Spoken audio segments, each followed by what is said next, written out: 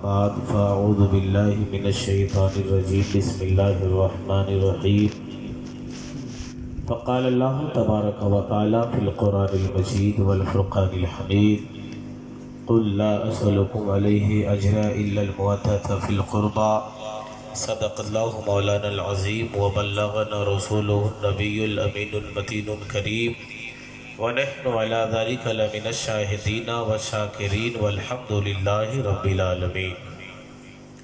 معزز صحابین کرام، ابھی میں نے خطبے کے اندر قرآن مقدسہ کی ایک آیت کریمہ کی تلاوت کا شرف حاصل کیا ہے۔ آئیے اس کا ترجمہ و تفسیر بیان کرنے سے پہلے بارگاہ رسالت مآب صلی اللہ تعالی علیہ وسلم میں درود پاک کا نذرانہ پیش کریں اور پڑھے بواز بلند اللہم صلی اللہ سیدنا مولانا محمد بارک وسلم صلو علیہ صلاۃ و سلام علیہ یا رسول اللہ صلی اللہ تعالی علیہ وسلم۔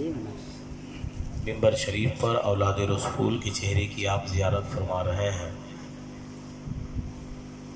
میں کچھ دیر سے حضور اسٹیج پہ بیٹھا ہوں، مجمع میں بہت سارے لوگ یا تو سر ہلا رہے ہیں، درود پاک جب شعراء خطبہ کہتے ہیں پڑھنے کے لیے تو یا تو چہرہ دیکھتے ہیں۔ حضور پیر طریقت کی بارگاہ میں آپ سوال کریں کہ درود پاک پڑھنے سے فائدہ کیا ہے، تو جواب دیں گے نبی فرماتے ہیں کہ جو میرا امتی دنیا میں مجھ پر جتنا درود پڑھے گا کل قیامت کے دن وہ مجھ سے اتنا ہی قریب ہوگا۔ واہ واہ واہ واہ، سبحان اللہ سبحان اللہ۔ ترمذی شریف جلد ثانی صفحہ نمبر 203 حدیث نمبر 123 سطر نمبر 16 17 18 کی حدیث پاک ہے۔ عن علی بن طالب قال كنت مع النبي صلی اللہ تعالی علیہ وسلم لمکہ فخرجنا في بعض نواحیها فما استقبله جبل ولا شجر الا ويقول السلام عليك يا رسول الله۔ وعن جابر بن سمرة قال قال رسول الله صلی اللہ تعالی علیہ وسلم ان بمکہ کان حجرا یسلم علی وعارفہ الآن۔ کہہ دے سبحان اللہ۔ حدیث کا سننا بھی ثواب ہے، سنانا بھی ثواب ہے، پڑھنا بھی ثواب ہے۔ واہ واہ واہ، سبحان اللہ۔ ترجمہ سماعت کر لیں۔ حضرت علی بن طالب رضی اللہ تعالیٰ عنہ فرماتے ہیں نبی کریم صلی اللہ تعالیٰ علیہ وسلم نے فرمایا کہ نبی کریم صلی اللہ تعالیٰ علیہ وسلم کے ساتھ مکہ مکرمہ کے قرب و جوار میں نکلے، ایک پہاڑیہ درخت سامنے آتا ہے اور عرض کرتا ہے السلام علیکہ یا رسول اللہ۔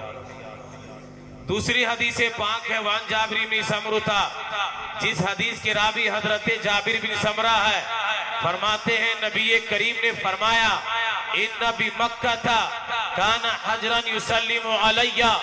نبی فرماتے ہیں کہ مکہ میں ایک پتھر تھا جو مجھ کو سلام کرتا تھا۔ نبی فرماتے ہیں وعارفہ الآن، اس پتھر کو میں اب تک پہچانتا ہوں۔ اب ذہن قریب کریں، اسی حدیث پاک کی ترجمانی حضور حضرت علامہ شاہ عبدالحق محدث دہلوی نے اپنی کتاب مدارج نبوہ میں کیا ہے کہ ارے جو پتھر نبی کریم کو سلام کرتا تھا وہ دنیا کا کوئی اور پتھر نہیں تھا، بلکہ یہ وہی پتھر تھا جو خانہ کعبہ میں نصب ہے، حجر اسود ہے۔ اب ذہن قریب کریں۔ آج کچھ لوگ کہتے ہیں کہ یہ سنی بریلوی مسلمان جو درود و سلام پڑھتے ہیں یہ آج کا ایجاد کرتا ہے۔ ہم سنی بریلوی سلاد اعظم مسلمان جو درود و سلام پڑھتے ہیں یہ آج کا ایجاد کردہ نہیں ہے، کیونکہ نبی کریم کی بارگاہ میں سنگ و شجر حجر نے درود و سلام کا نذرانہ پیش کیا ہے۔ اب مجھے عرض کر لینے دیا جائے کہ یہ درود و سلام جو ہم پڑھتے ہیں یہ ناجائز و حرام اور بدعت نہیں، کیونکہ یہ رب العالمین کا فرمان ہے۔ اور یہ حجر اسود جو نبی کو سلام کرتا تھا یہ حجر اسود جنتی پتھر ہے۔ حضور پیر طریقت کی بارگاہ میں سوال کرے، حجاج کرام پوری دنیا سے جاتے ہیں، جیسے ہی بسم اللہ اللہ اکبر کہہ کر کے طواف شروع کرتے ہیں تو وہ آدمی اتنا پاک ہو جاتا ہے جیسے کہ بچہ بھی اپنے ماں کے پیٹ سے نکلا ہے۔ جب اعلیٰ حضرت کی نظر اس حدیث پاک پہ پڑی تو بول اٹھے سرکار اعلیٰ حضرت کہ یا رسول اللہ سنگ و شجر سلام کو حاضر ہے السلام کلمے سے در زبانے درخت و حجر کی ہے، ارے مومن وہ ہے جو ان کی عزت پہ مرے دل سے، تعظیم بھی کرتا ہے نزدی تو مرے دل سے۔ یہ درود و سلام آج کا ایجاد کردہ نہیں ہے، بات آئی تو ایک اور سماعت کر لیں۔ حضرت امام زین العابدین رضی اللہ تعالیٰ عنہ کا زمانہ تھا، ایک سائل آیا اور پوچھا حضور قرب قیامت 72 و 73 فرقے ہوں گے، کون سی جماعت کون سے فرقے حق پر ہوں گے؟ آپ نے فرمایا اہل سنہ والجماع، اہل سنہ والجماع۔ سائل بڑا تیز تھا، عریضہ پیش کیا حضور اہل سنہ والجماع کی علامات کیا ہے، پہچان کیا ہے؟ آپ نے فرمایا من علامات اہل سنہ بکثرت صلاۃ رسول اللہ صلی اللہ علیہ وسلم، کہ اہل سنہ والجماع کی علامات پہچان یہ ہے کہ وہ میرے نانا جان پر خوب درود پاک پڑھے گا۔ آج دیکھیے مسلمان پریشان ہے، پیر صاحب کی بارگاہ میں آ کر، اولاد رسول کی بارگاہ میں آ کر روتا ہے، گر گراتا، حضور میں پریشان ہوں، میرے پاس میں بہت پیسہ کماتا ہوں، ایک بھی روپیہ نہیں بچتا ہے، پوری دنیا آج یہ چاہتی ہے کہ میرے پاس دولت آ جائے۔ ذہن قریب کریں، حضرت انس بن مالک رضی اللہ تعالیٰ عنہ فرماتے ہیں نبی کریم نے فرمایا کہ جب کوئی میرا امتی مجھ پر درود پڑھتا ہے تو رب تبارک و تعالی ان کے سانسوں سے ایک سفید بادل پیدا کرتا ہے، اور اس بادل کو بحر رحمت سے بحر زخار سے استفادہ کرنے کا حکم ملتا ہے۔ جب اس بادل کا ایک قطرہ زمین پر گرتا ہے تو رب تعالیٰ اسے سونا پیدا کر دیتا ہے، جب اس کا دوسرا قطرہ کسی پہاڑ پہ پڑتا ہے تو رب تعالیٰ چاندی پیدا کرتا ہے، اور جب تیسرا قطرہ کسی کافر پہ پڑتا ہے تو اسے ایمان کی دولت سے مالا مال کر دیتا ہے۔ درود آپ پڑھے، زمین پر گر جائے تو رب تعالیٰ سونا پیدا کر دے، پہاڑوں پہ پڑ جائے تو چاندی پیدا کر دے، بے ایمانوں کے اوپر گر جائے تو ایمان کی دولت سے مالا مال کر دے۔ تو جب بھی کوئی شاعر خطیب آئے اور کہے درود پاک پڑھے تو بلند آواز سے آپ درود پاک پڑھیے۔ ممبر شریف پر اولاد رسول جلوہ فگن ہے، آپ ان کے چہرے کی زیارت بھی کریں، اور ایک مرتبہ پورا مجمع جی لگا کر پڑھیے بلند آواز سے، اللہم صلی علی سیدنا مولانا محمد بارک وسلم، صلو علیہ صلاۃ و سلام علیک یا رسول اللہ صلی اللہ تعالی علیہ وسلم۔ میں نے جس آیت کریمہ کی تلاوت کیا ہے، اللہ فرماتا ہے قُلْ لَا أَسْأَلُكُمْ عَلَيْهِ أَجْرًا إِلَّا الْمُوَدَّةَ فِي الْقُرْبَى۔ اے حبیب آپ فرما دے اپنے امتیوں سے لا اسألکم علیہ اجرا، کہ میں کوئی اجرت طلب نہیں کرتا، کوئی معاوضہ طلب نہیں کرتا، الا المودۃ فی القربى، مگر اہل بیت کی قرابت و محبت چاہتا۔ صحابہ نے پوچھا یا رسول اللہ اہل بیت کون ہے؟ نبی کریم نے فرمایا علی و فاطمہ و ولدہما، کہ علی اور فاطمہ اور ان دونوں کی اولادیں نسلاً بعد نسل قیامت تک رہیں گی، اگر تم ان کے دامنوں سے وابستہ رہو گے تو ایمان کی بھی حفاظت ہو جائے گی اور تقوی کی بھی حفاظت ہو جائے گی۔ آپ بڑے خوش نصیب ہیں کہ نبی کریم صلی اللہ علیہ وسلم کے نواسے کے نام شام کربلا کانفرنس بھی منا رہے ہیں، اور انہی کی اولاد ممبر شریف پر جلوہ افروز بھی ہے۔ حضور سرکار آل رسول حبیبی ہاشمی کو کون نہیں جانتا ہے؟ پوری دنیا میں جتنے اہل سنہ والجماع کے ماننے والے علماء جہاں بھی یہ سب ان کو جانتے ہیں، کیونکہ کارنامہ ہی ایسے ہیں۔ ہماری جماعت کی ایک عبقری شخصیت ہے آپ، لیکن آل رسول کی موجودگی میں میں ایک پیغام دیتا ہوں کہ آل رسول سے ملتا کیا ہے؟ بولے سبحان اللہ۔ سبحان اللہ۔ آل رسول سے ملتا کیا ہے؟ جب انسان دنیا میں آل رسول سے محبت کرتا ہے، ان سے عقیدت رکھتا ہے، کیا ملتا ہے؟ وَمَن مَاتَ عَلَىٰ حُبِّ آلِ محمد صلی اللہ علیہ وسلم مَاتَ مُؤْمِنًا ومات شہیدا۔ ہم سنی مسلمان نبی کی اولاد سے ہم دنیا میں محبت کرتے ہیں تو اس کا صلہ ہمیں دنیا میں بھی ملے گا، کل میدان محشر میں بھی ملے گا۔ میں نے جو حدیث پاک پڑھا ہے اس کا ترجمہ آسان لفظوں میں آپ سماعت کر لیں۔ اگر ہم انسان سنی مسلمان اہل بیت سے محبت کرتے ہیں تو یاد رکھیں جو اہل بیت سے محبت کرتے ہیں اور جب محبت کرتے کرتے وہ دنیا سے چلا جاتا ہے، اسی حالت میں انتقال کرتا ہے تو مومن کی موت مرتا ہے، اور اس بنا پر رب تبارک و تعالی اسے شہادت کے درجے پر فائز کر دیتا ہے۔ یہ تو ہم سنی بریلوی مسلمانوں کے لیے رہا، لیکن آئیے جو لوگ آل رسول سے بغض و عناد رکھتے ہیں، دشمنی رکھتے ہیں، انہیں برا بھلا کہتے ہیں، آئیے ذہن قریب کریں اس کے بارے میں میرے آقا نے کیا فرمایا۔ وَمَن مَاتَ عَلَى بُغْضِ آلِ محمد صلی اللہ علیہ وسلم مَاتَ كَافِرًا وَحُرِّمَتِ الْجَنَّةِ۔ نبی فرماتے ہیں کہ جو میری اہل بیت سے بغض و عناد رکھے گا، دشمنی رکھے گا، جب وہ مرے گا تو کافر کی موت مرے گا، اور میرا پروردگار اس کے لیے ہمیشہ جنت کو حرام کر دیا۔ تو ہم بڑے خوش نصیب ہیں، اور یہ درس جو اہل بیت سے محبت کرنے کا ہمیں جو دیا ہے یہ بریلی کے امام نے دیا ہے۔ جبھی تو اعلیٰ حضرت فرماتے ہیں تیری نسل پاک میں ہے بچہ بچہ نور کا، تو ہے عین نور تیرا سب گھرانہ نور کا۔ آئیے اہل بیت سے محبت کرنے کا درس ہم فاروق اعظم سے سیکھتے ہیں۔ حضرت عبداللہ ابن عمر حضرت فاروق اعظم کا بیٹا ہے، بچپنے کا زمانہ ہے، حضرت امام حسن اور حسین بھی ہے۔ کہیں گئے باغ میں کھیلنے کے لیے تو مینا ہو گیا، اونچ نیچ باتیں ہو گئی۔ حضرت امام حسن اور حسین نے فرمایا اے عبداللہ ابن عمر تو مجھ سے بات کرتا ہے، تیرا باپ میرے نانا کا غلام ہے۔ اتنا سننا تھا، بچپنے کا زمانہ تھا، بات لگ گئی۔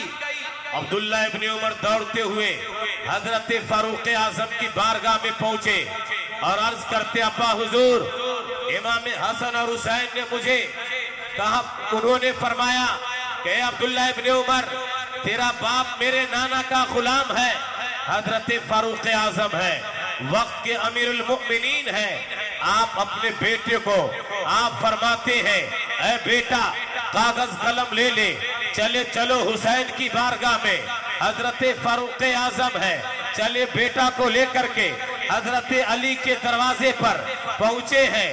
حضرت علی مکان کے باہر تشریف فرما ہے، جیسے ہی حضرت علی کی نظر فاروق اعظم پر پڑی، وقت کے امیر المؤمنین پہ پڑی، آپ فرماتے ہیں حضرت فاروق اعظم حضرت علی کی بارگاہ میں عریضہ پیش کرتے ہیں اے امام علی آپ حضرت امام حسن اور حسین کو بلا دیں۔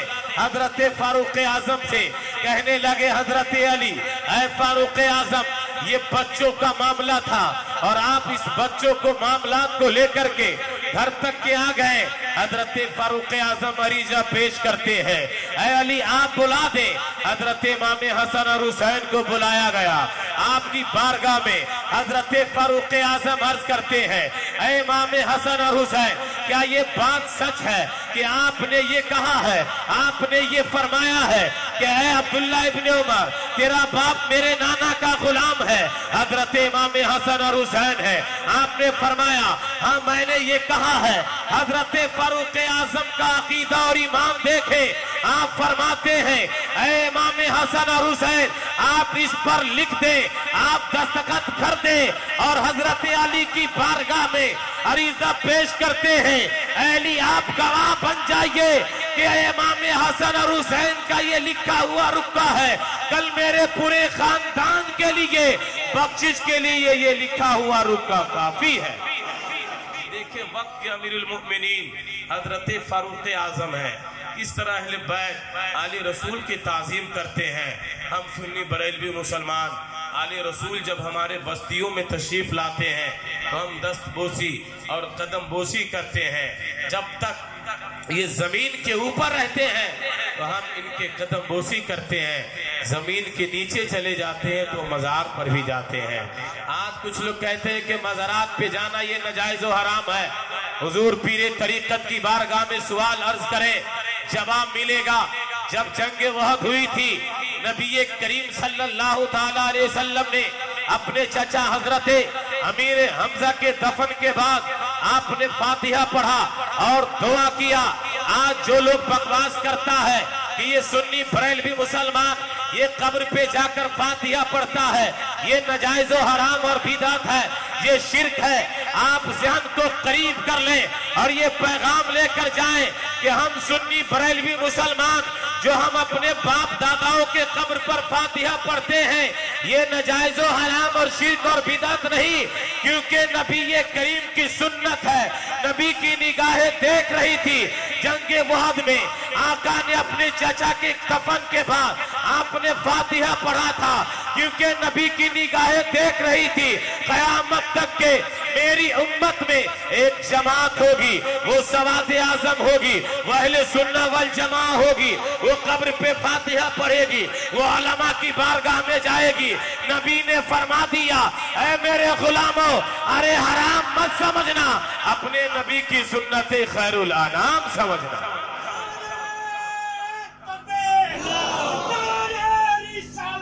سبحان اللہ،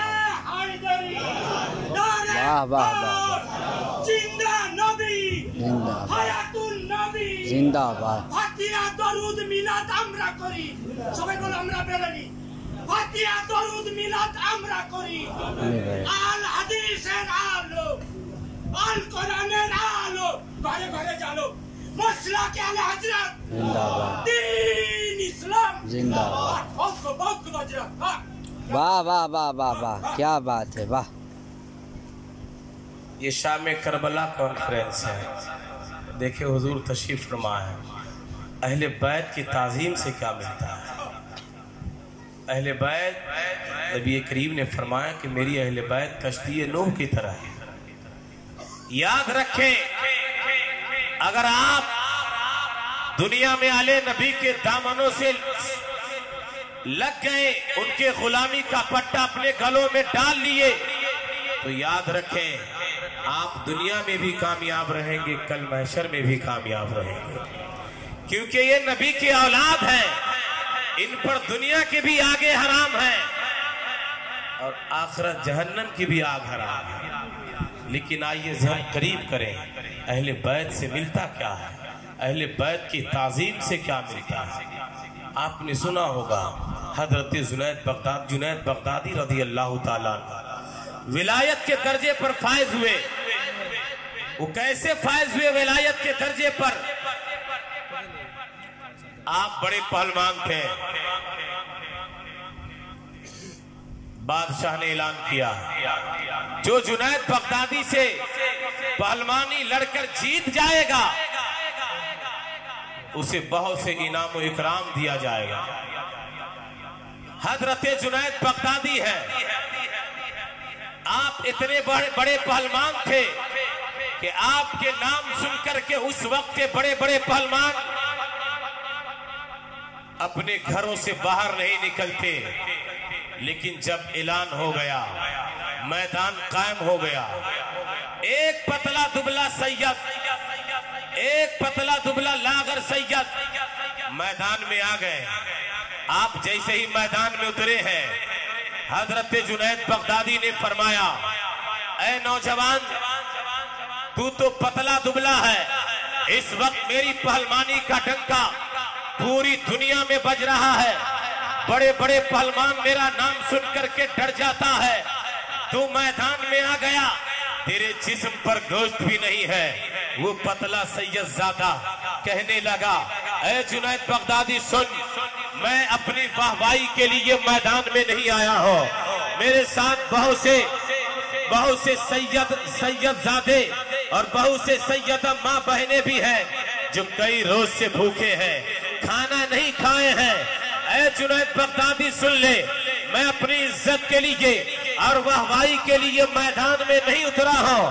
اے جنید بغدادی سن لے، میں اس کا بیٹا ہوں، کہ जिसने खैबर को फतह किया था, मेरी माँ का नाम फातिमा ज़ोहरा है, मेरे बाबा का नाम हजरत अली है, मेरे जिस्म नबी करीम का खून है। ऐ जुनैद बगदादी सुन ले, मैं दुनिया में तो तुझे कुछ नहीं दे सकता हूँ, लेकिन याद रख जब रब तबारक व तआला मैदाने महशर बर्पा करेगा तो मैं अपने नाना की बारगाह में अरीजा पेश कर दूंगा। ऐ नाना जान, ये वही जुनैद बगदादी है जो आपकी औलाद के पेट की खातिर इन्होंने अपनी इज्जत को दांव पे लगा दिया था। मैं जुनैद बगदादी सुन ले, मैं अपने नाना की बारगाह में अरीजा पेश कर दूंगा। ऐ नाना जान, आप इन्हें ताजे विलायत अता फरमा दीजिए। इतना सुनना था, हजरत जुनैद बगदादी मचलने लगे।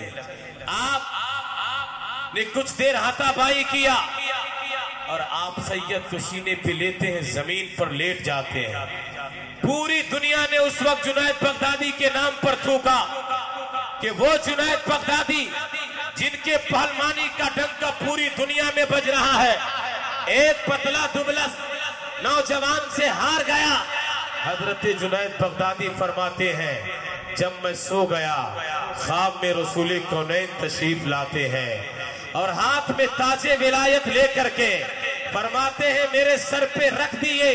और हजरत जुनैद बगदादी फरमाते हैं, जब मैं नींद से बेदार हुआ तो वो ताजे विलायत मेरे सर पे मौजूद था। तो अहले बैत की ताजीम से याद रखें, ये नबी की औलाद है।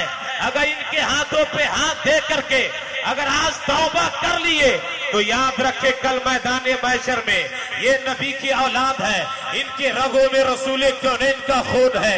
कल मैदाने महशर में ये हमारी शफाअत करेंगे और यूं शफाअत करेंगे, नाना की बारगाह में अर्ज करेंगे, ऐ नाना जान, फाला सरजमीन पर, फाला मुल्क में, फाला सिटी में, रात की अंधेरी में इन्होंने तौबा किया था।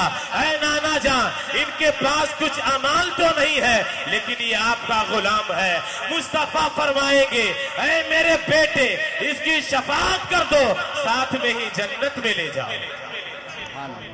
तो हजरात, आप बड़े खुश नसीब हैं कि आपके जलसे में एक सादात नहीं, दो सादात जलवा फरमा बोले, और आप इनकी चेहरे की जियारत भी कर रहे हैं। एक वाक़िया समाप्त कर लें, उसके बाद मेरी तकरीर हो जाएगी, क्योंकि हुजूर पीरे तरीकत की तकरीर मुदल्लल व मुफस्सल आपको समाप्त करनी है। शाम करबला कॉन्फ्रेंस है।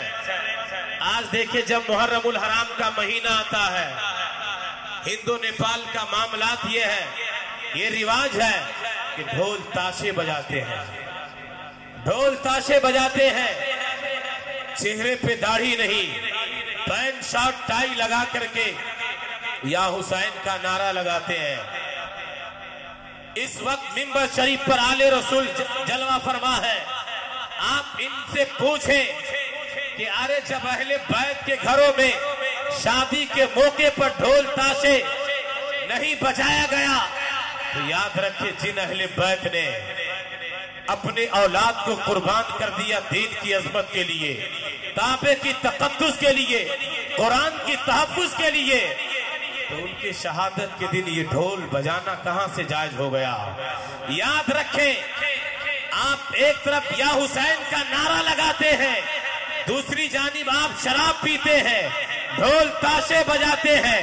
मैं एक जुमला अर्ज करना चाहता हूं, आले रसूल की मौजूदगी में याद रखें, अगर कल मैदाने महशर में इमाम हुसैन पूछ दे कि सुन, जब दीन पे हमला हुआ था फासिक फाजिल यजीद ने मेरे नाना के दीन पर कीचड़ उछालने की मकदूर भर की कोशिश किया था, मैंने उसके हाथ पे बैत नहीं किया, 6 माह के नन्हे अली असगर को कुर्बान कर दिया, अली अकबर की जवानी को पेश कर दिया, कासिम को मैंने कुर्बान कर दिया, और मोहम्मद को मैंने अपने नाना के दीन के लिए, शरीयत मुस्तफा की तहफ्फुज के लिए मैंने कुर्बान कर दिया। ऐ नौजवान सुन ले, तूने मेरे नाना जान की शरीयत के लिए क्या किया था? तो जवाब क्या होगा? अभी भी वक्त है, आले रसूल की मौजूदगी में आज कर ले कि मेरा अगला कदम जो भी उठेगा मुस्तफा की शरीयत के मुताबिक उठेगा। हम अपने बेटों की शादी भी करेंगे तो नबी की सुन्नत के मुताबिक करेंगे। आज अवाम में ये रिवाज हो गया है, किसी के पास ज्यादा लड़के हैं ये थिंक और सोच फिक्र बना लेता है कि मेरे बेटे, मैं अपने बेटे की शादी करूंगा, खूब पैसे डिमांड करूंगा। बतावा शामी की एक इबारत का मैं फोन कह दूं, जब बात आ गई है तो हजरत अल्लामा इब्न आबिदीन शामी अलैहिर्रहमा फरमाते हैं कि जब कोई ऐसा भिखारी तेरे दरवाजे पर आ जाए तो उसे अपने दरवाजे से भगा दो, क्योंकि मुस्तफा की शरीयत में डिमांडिंग ये हराम है, जहेज लेना ये हराम है। लेकिन बात आई तो मैं एक हदीस पढ़ता हूँ, उसके बाद मैं करबला का वाकया सुनाऊंगा। हदीस पाक है, हजरत रबिया असलमी है, सहाबा किराम इस शाम में करबला से एक पैगाम ये भी लेकर जाए ताकि इस्लाह भी हो। आज माशरे में ये भी बीमारी हर घरों में है, चाहे वो पढ़े लिखे लोगों का घराना हो या चाहे गैर पढ़े लिखे लोगों का घराना हो। नौजवान ये कहते हैं कि मैं नहीं ले रहा हूँ, मेरा बाप ले रहा है। मैं अर्ज कर रहा था, हजरत रबिया असलमी है, सहाबी रसूल है, नबी की बारगाह में पहुंचे हैं, अर्ज करते हैं या रसूल अल्लाह मैं शादी करना चाहता हूँ। नबी करीम ने मदीना शरीफ के एक रईस के दरवाजे पर भेज दिया। आप गए, दरवाजा खटखटाते हैं, आवाज आई कौन? आपने फरमाया मैं रबिया असलमी हूँ, मैं गरीब हूँ, मेरे पास कुछ नहीं है, लेकिन मुस्तफा ने मुझे भेजा है, मैं आपकी लड़की से शादी करना चाहता हूँ। बेटी का बाप घर के अंदर गया और बेटी से कहने लगा, ऐ बेटी, एक लड़का आया है जो बहुत गरीब है, वो तुझसे शादी करना चाहता है। वो बेटी आज की बेटियों की तरह नहीं थी, बल्कि वो बेटी घर के अंदर कुरान की तिलावत कर रही थी। वो 5 सालिहा नेक बख्तीनत बेटी कुरान की तिलावत कर रही थी। बाप के सामने अर्ज करती है, ऐ मेरे बाप, आप ये न देखे कि आने वाला गरीब है, आप ये देख ले कि भेजने वाला गुंबद खजरा के मकी है। ऐ मेरे बाप, कल जब रब तबारक व तआला मैदान माशर बर्पा करेगा, मेरी बहुत सी सहेलियां होगी, कोई कहेगी मेरे रिश्ता को हजरत सिद्दीक अकबर ने लगाया है, कोई कहेगी हजरत फारूक आजम ने लगाया है, कोई कहेगी हजरत उस्मान गनी ने लगाया है, कोई कहेगी हजरत अली मुर्तजा ने लगाया है। ऐ मेरे बाप, उस मैदान महशर में मैं कह दूंगी कि मेरे रिश्ता को रसूल आजम ने लगाया है। सहाबा का यह अकीदा था, कोई दे या न दे, मेरे रसूल मुझे जरूर दे देंगे।